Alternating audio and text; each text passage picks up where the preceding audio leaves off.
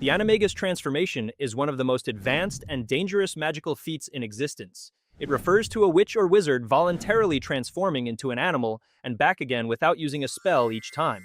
The practice dates back centuries, even millennia. The first recorded Animagus, according to wizarding history, was an ancient Greek wizard named Falco Essalon, who reportedly achieved the feat on December 1st, 791 BC, by transforming into, predictably, a falcon.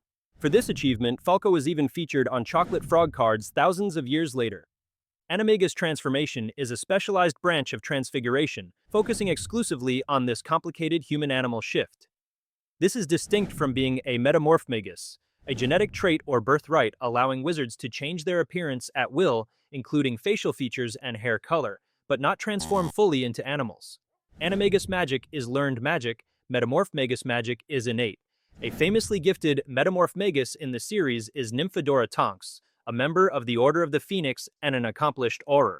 Tonks's metamorphic abilities allowed her to change her hair color spontaneously, alter her facial structure, and even create playful features like a duckbill. These transformations were immediate and flexible, unlike the fixed animal form of an Animagus. The earliest recorded Animagi, like Essalon, performed transformations in an era before regulated spellcasting or standardized magical safety protocols existed. Their attempts were risky. The process could, and often did, result in permanent transformation, with many would-be Animagi ending up as permanent fixtures in local wildlife. Over time, wizarding authorities stepped in, leading to official registration rules during the 18th century to prevent misuse and keep track of magical human-animal hybrids roaming the countryside. However, the Animagus transformation remained mostly underground, practiced by unsupervised wizards until the ministry established official registration in the 18th century under the Department of Magical Law Enforcement. The registry was designed to keep track of anyone who could shapeshift into an animal at will, since naturally, shape-shifting spies and animal imposters made law enforcement's job unnecessarily complicated. The process of becoming an Animagus is extraordinarily complex. It requires precise magical control, unwavering focus, and the ability to withstand months of tedious preparation without losing your mind or your eyebrows. The transformation isn't learned from a single spell or potion. The first step is to keep a single mandrake leaf in your mouth for one full lunar cycle. Yes, 31 consecutive days of carrying around a toxic leaf that screams when uprooted. If the leaf falls out or is swallowed, the process fails, and you start again from the beginning. During that month, the wizard must also secure a file containing their saliva-coated leaf under moonlight and perform an incantation at the exact moment of the full moon, a ritual that binds their magical essence with the lunar cycles, the same force that governs transformation in werewolves, but with far less biting involved. After the lunar cycle, the wizard takes the now enchanted mandrake leaf and mixes it with several ingredients: dew collected from a place that has never seen sunlight, a single strand of their own hair, and a silver spoonful of their blood. This mixture must then be sealed in a small crystal phial and kept in complete darkness until the next lightning storm. If any light touches it, the entire concoction becomes magically inert. Once lightning strikes, the wizard must draw the phial to their heart and speak the incantation, invoking both their inner animal and their human self to coexist. This is the most dangerous part of the ritual.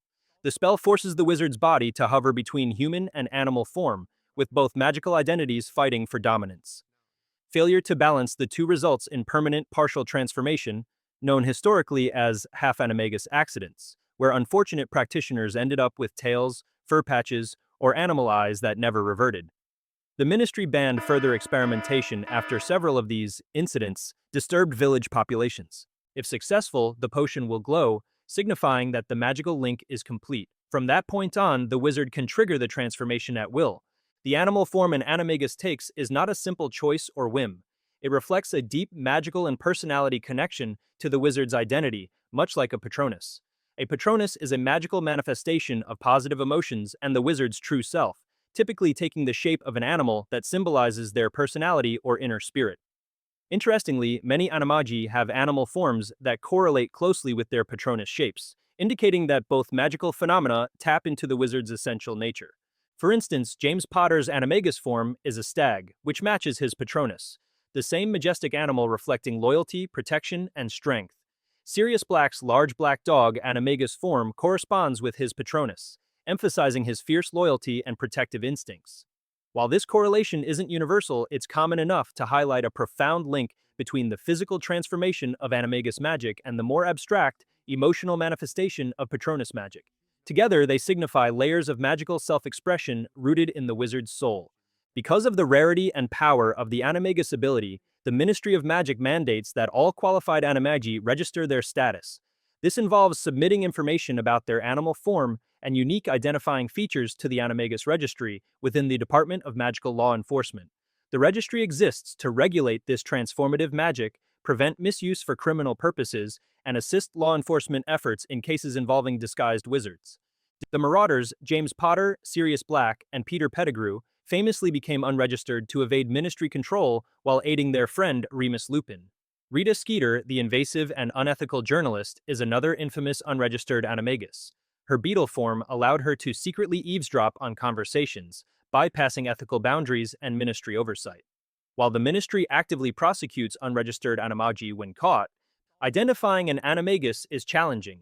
The transformation is flawless. The animal acts naturally and retains human intelligence.